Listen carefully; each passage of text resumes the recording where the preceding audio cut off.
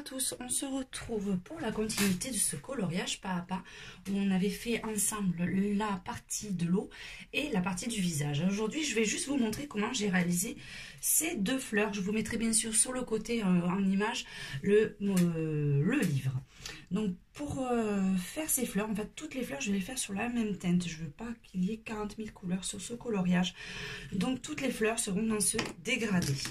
Donc pour ça, je vais utiliser des Prismacolor. Alors, il y a le 1002, ensuite le 918, le 921 et le 922. Donc, on va commencer avec celle-ci. On va en faire deux pour vous montrer. En fait, il y aura juste à continuer à faire de la même façon sur les autres colos.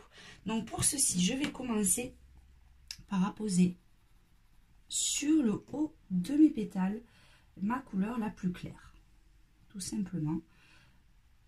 On va commencer par là. Une fois que c'est apposé, je prends ma couleur avec la teinte juste en dessous, au-dessus, pardon, parce que ce sera du plus clair au plus foncé. Donc je passe un tout petit peu déjà sur ma précédente couleur pour bien marquer le dégradé, pour que ça soit beaucoup plus uniforme et plus joli. Ensuite, je prends de nouveau la teinte la plus foncée et je continue à descendre un petit peu. Donc là, c'est vraiment le dégradé basique que j'utilise moi en général pour les fleurs. Ensuite, là, vous avez un trait noir au milieu des séparations. Donc celui-là, j'accentue bien tout le long avec ma couleur la plus foncée. Et ensuite, je termine le centre de ma fleur comme ceci.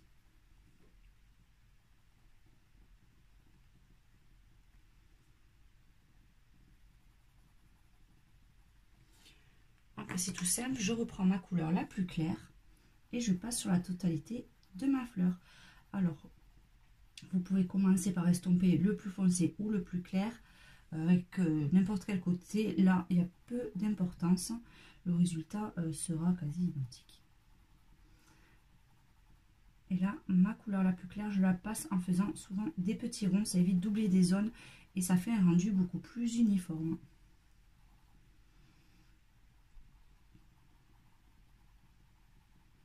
Donc là, je passe tout le long. Comme ceci.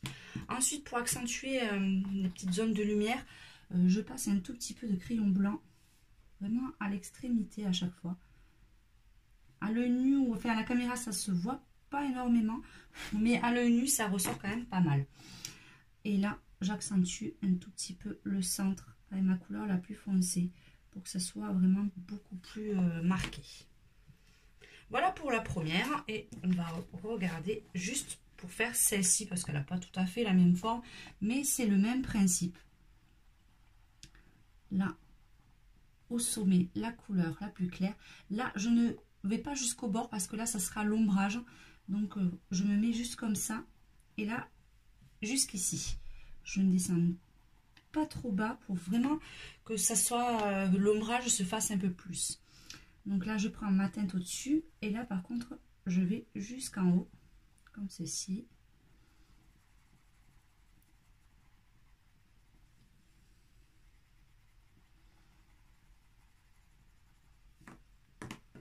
Donc après, ma teinte encore au-dessus.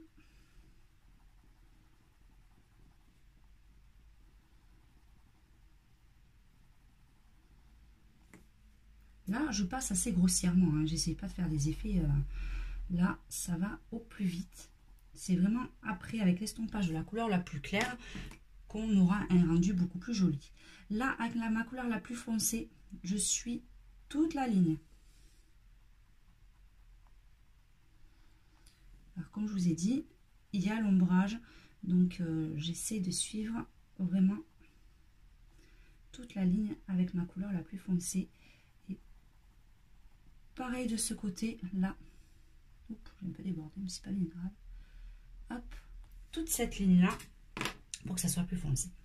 Ensuite, je reprends ma couleur la plus claire, comme précédemment, comme pour l'autre fleur, et je passe sur la totalité. C'est vraiment les dégradés les plus simples, mais ça fait toujours un très joli effet sur les colos. Puis ce style de dégradé, vous pouvez l'utiliser sur beaucoup, pas uniquement sur les fleurs. Vous pouvez l'utiliser un peu pour toutes les parties en fait que vous pouvez colorier, les objets.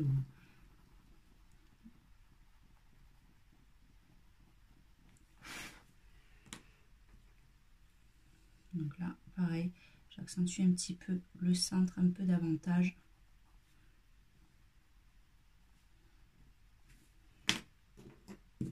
Et je repasse un petit peu ici. Là, pareil que tout à l'heure, j'accentue vraiment légèrement, mais vraiment que le sommet de la fleur. Et enfin, pour terminer, on va apporter nos touches réelles de lumière et la forme un peu de la fleur avec notre Posca. Moi, j'utilise toujours le Posca PC1N. Et là, je mets mes petites formes. J'essaie de suivre un peu la forme de la pétale. Et voilà pour nos petites fleurs. Donc ça fait un rendu assez joli. Enfin, moi j'aime bien. Donc voilà, on se retrouve pour la prochaine fois. Il reste encore à faire la chevelure. Et chevelure, les yeux et la bouche, je pense que ça fera un seul tuto. Et après, il nous restera à faire juste notre petite... Je pense que ça doit être une raie qu'on voit dans l'eau. Donc, on se dit à très bientôt pour la continuité de ce coloriage pas à pas. Je vous fais un gros bisou à tous. I will run, I will climb, I will soar. I'm undefeated. Oh, jumping out of my skin, pull the cord. Yeah, I believe.